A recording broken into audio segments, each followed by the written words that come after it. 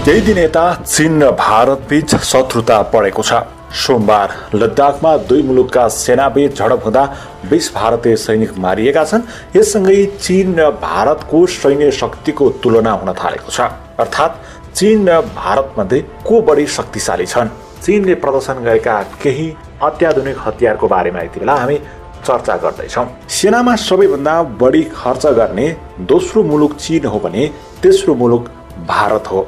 गत वर्ष चीनले करिब 261 अर्ब डलर रक्षा बजेट छुट्याएको थियो। भारतले भने गत वर्ष 71 अर्ब डलर रक्षा बजेट छुट्याएको थियो। अर्थात् भारतको भन्दा चीनको रक्षा बजेट 4 गुणा बढीले छ। सैन्य शक्तिका हिसाबले चीन अमेरिका र रुसपछि तेस्रो शक्तिशाली राष्ट्र मानिन्छ। चीनसँग झन्डै 22 लाख सक्रिय सैनिक रहेका छन्। रिजर्भमा 5 लाख पनि छन्। भारतसँग भने झन्डै 15 लाख सक्रिय सेना रहेका छन्। त्यतै चीनसँग 3210 विमान छन् भने भारतसँग 2123 रहेको छ। जलसेनाको कुरा गर्ने हो भने चीनसँग हाल 2वटा विमान बाहेक युद्धपोत 36 वटा ध्वंसात्मक 52 फ्रिगेट छ भने भारतसँग एउटा विमान वाहक युद्धपोत 10 ध्वंसात्मक र 13 फ्रिगेट रहेका छन्। आणविक शक्तिमा पनि भारतभन्दा चीन दोब्बर अगाडि छ। चीनसँग 320 आणविक बम छन् भने भारतसँग 150 रहेका छन्। आधुनिक प्रविधि र हतियारमा पनि चीन भारतभन्दा निकै अगाडि रहेको छ। चीनले आफ्नै विमान वाहक जहाज लडाकु विमान बनाउन थालेको छ भने भारत आयातमा निर्भर रहेको छ। तोङफेङ 17 तोङफेङ 17 मध्यम दूरीमा प्रहार गर्न सक्ने ब्यालिस्टिक क्षेप्यास्त्र प्रणाली हो। यो चीनिया सेनाका लागि किन महत्त्वपूर्ण छ भने यसले हाइपरसोनिक ग्लाइड भेहिकल बोक्छ। यो अझै विकास भइरहेका अत्याधुनिक प्रणाली हो जसले क्षेप्यास्त्रलाई रोक्न लगभग असम्भव बनाउँछ। क्षेप्यास्त्र प्रणालीमा चीनले ठूलो लगानी गरिरहेको छ। यससँगै यो चीनको पहिलो हाइपरसोनिक हतियार समेत बनेको छ। त्यस्तै अर्को शार्प थ्रोट ड्रोन, यो भनेको चीनको अत्याधुनिक हतियार मध्ये एक हो।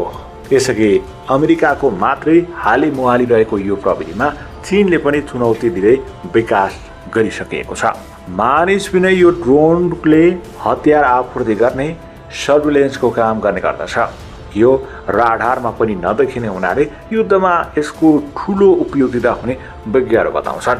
त्यस्तै तीव्र गतिको DRS ड्रोन पनि चीनिया सेनासँग रहेको छ, जुन आवाजको गतिभन्दा 5 गुणा तीव्र गतिमा उड्न सक्छ। यो ड्रोनले लडाईँको समयमा दुश्मन विमानको नजिक पुगेर त्यस सम्बन्धी सूचना पठाउन सक्छ, जसका आधारमा क्षेप्यास्त्रले निशाना लगाउन सक्दछ। त्यस्तै DF-100, यो भनेको CJ-100 पनि भनिने यो हतियार निकै टाढासम्म प्रहार गर्न मिल्ने र आवाजको गतिभन्दा 5 गुणा छिटो उड्ने एक किसिमको क्षेप्यास्त्र हो। गत अक्टोबरमा यो पहिलो पटक सार्वजनिक भएको थियो। यसले अमेरिकी युद्धपोतहरूलाई ठूलो चुनौती दिने विश्लेषण गरिएको छ। त्यस्तै च्याङ्दु जेट-13, यो चीनको सबैभन्दा आधुनिक लडाकु विमान पनि हो र चीनको हवाई शक्तिको मेरुदण्ड पनि हो। यो 5औं पुस्ताको विमानमा एउटा सिट र 2 इन्जिन हुन्छन्। यो स्टेल्थ अर्थात् राडारमा नदेखिने विमान सिन्धु एयरक्राफ्ट इन्डस्ट्री ग्रुपले निर्माण गरेको हो। PLA का लागि बनाइएको यो विमान सन् 2017 मा नै सेवामा रहेको छ। यो विमानले छोटो दूरीको क्षेप्यास्त्र, आकाशबाट जमिनमा प्रहार गर्न मिल्ने क्षेप्यास्त्र र लेजर गाइडेड बम प्रहार गर्न सक्दछ। यस बाहेक चीनिया सेनाले J-16 र J-10 पनि प्रयोग गरिरहेको छ। यो विमानको मुख्य प्रतिद्वन्दी अमेरिकाको F-35 लाइटनिङ 2 लाई भनिन्छ। यो चीनले यो विमान 2 हिटे बनाउने तयारी गरिरहेको बताइएको छ। त्यस्तै H-6N बम वर्षक विमान, यो बम वर्षक विमान चीनको रणनीतिक हतियार मध्ये एक रहेको छ। यसले उड्दा उड्दै इन्धन भर्न सक्छ। एक पटक इन्धन भरेपछि यो विमान 12,000 किलोमिटरसम्म उड्न सक्छ, जसको अर्थ निकै टाढाको विदेशी भूमिमा पनि चीनले युद्ध लड्न सक्दछ। यसले पानी जहाज ध्वस्त पार्ने ब्यालिस्टिक क्षेप्यास्त्र पनि प्रहार गर्न सक्छ। चीनले यो भन्दा आधुनिक H-20 विमान पनि निर्माण गरिरहेको छ। यससँगै चीनले H-6K विमान पनि प्रयोग गरिरहेको बताइएको छ।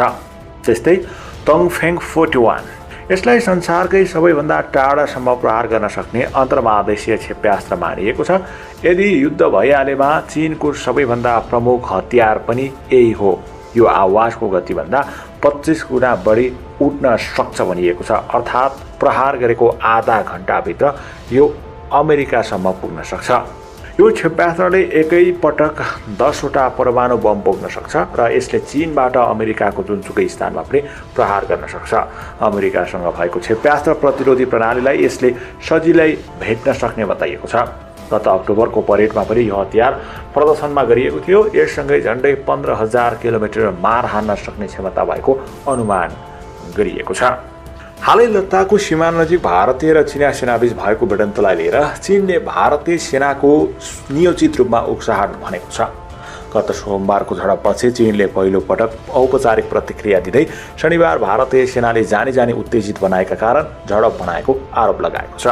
चीनी विदेश मन्त्रालयका प्रवक्ता ले जियानझाओले भारतीय सेनाहरूले चिनिया भूमिमा प्रवेश गरेर आक्रमण गरेपछि हिंसात्मक रूपमा झडप भएको बताइएको छ।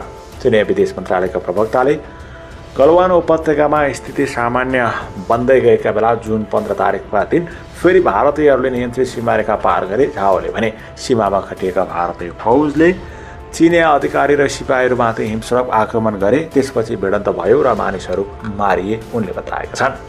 भारतीयहरूले गलवान उपत्यकामा अप्रिल यता नियन्त्रित रेखामा सडकहरू, पुलहरू र अन्य संरचना बनाइरहेको झाओले बताएका छन्। गलवान उपत्यकामा भएको भिडन्तमा 20 भारतीय सैनिक मारिएका थिए।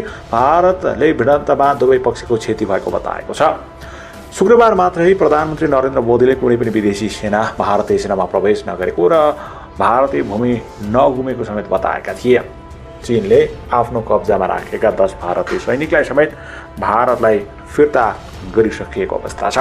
पछिल्लो समय भारत र चीनबीच सीमा विवाद बढ्दो क्रममा रहेको छ। यति बेला भारतको विभिन्न छिमेकी मुलुकहरूसँग सीमा विवाद भइरहेको छ। पाकिस्तान, नेपाल लगायतका देशहरूकोसँग समेत भारतको सीमा विवाद रहेको छ।